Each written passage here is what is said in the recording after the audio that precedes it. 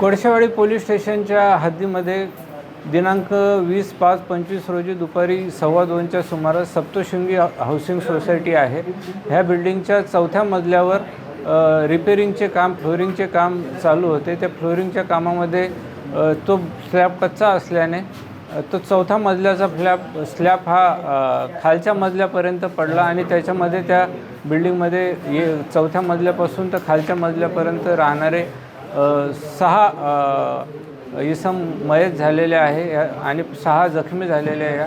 ह्या दुर्दैवी घटनेबाबत कोळशेवाडी पोलीस स्टेशनला गुन्हा दाखल करण्यात आलेला आहे आणि या गुन्ह्यामध्ये आपण 4थ्या मजल्यावर ज्यांच्या घरामध्ये काम चालू होतं यांना या गुन्ह्याचे आरोपी म्हणून यांना अटक पण करण्यात आलेले आहे. या घटनेला जे जबाबदार लोक असतील, तपासामध्ये ज्यांचे नावं निष्पन्न होतील, ज्यांनी निष्काळजीपणा केला असेल त्यांच्यावर सर्व कायदेशीर कारवाई करण्यात येईल.